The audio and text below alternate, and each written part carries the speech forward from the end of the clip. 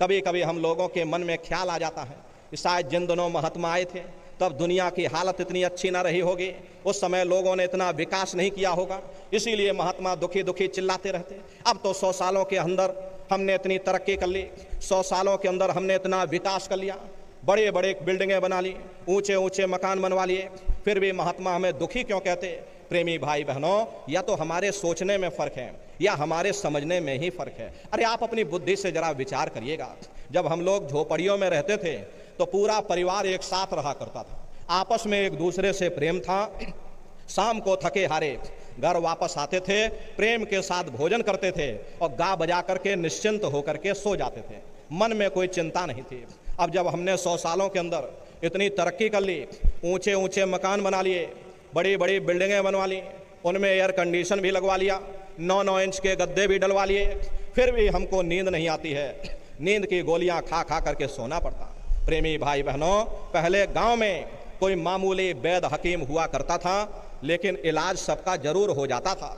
अब जब 100 सालों के अंदर हमने इतनी तरक्की कर ली, हमने इतना विकास कर लिया, बड़े बड़े अस्पताल बन गए, नए नए डॉक्टर आ गए, नई नई दवाइयाँ आ गई, तो बीमारी भी तो नई नई निकल आई।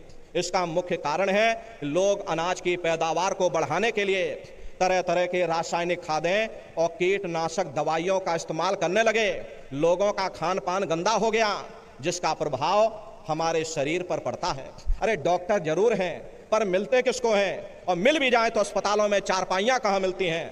बीमार तो बेचारे बरामदों में पड़े रहते, और हम कहते हैं हमने तरक्की कर ली। बेशक हम इतना अनाज पैदा करते हैं, लेकिन कीमतें इतनी आसमान छू रही हैं, गरीब आदमी बेचारा खा नहीं पाता।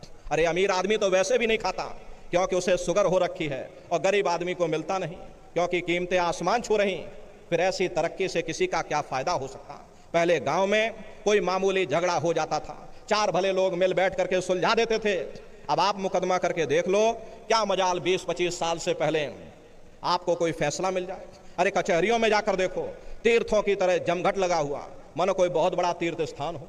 किसी से पूछ करके देखो, अरे किसी को फुर्सत नहीं है, डॉक्टर को फुर्सत नहीं, जज को फुर्सत नहीं, वकील को फुर्सत नहीं, कारखानेदार को फुर्सत नहीं, उद्योगपतियों को फुर्सत नहीं, नेताओं को फुर्सत नहीं, सबके चेहरे पर चिंता और तनाव की लकीरें हैं। फिर ऐसी तरक्की से किसी का क्या फायदा हो सकता? प्रेमी भाई बहनों, ये तरक्की का कसूर नहीं है, ये हमारा अपना कसूर है।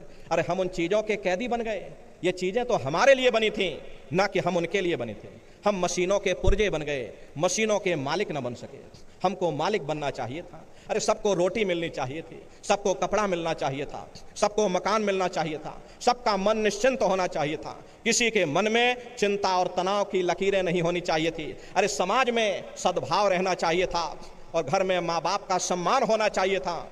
यही तो जीवन में हर इंसान मांगता है। अगर जीवन में कीमतें और कदरें ना रहीं, फिर ऐसी तरक्की से किसी का क्या फायदा हो सकता?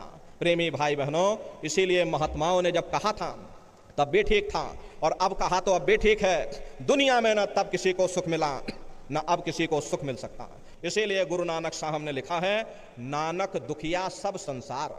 दुनिया का हर एक जीव अपनी अपनी जगह दुख और मुसीबतों से भरा हुआ।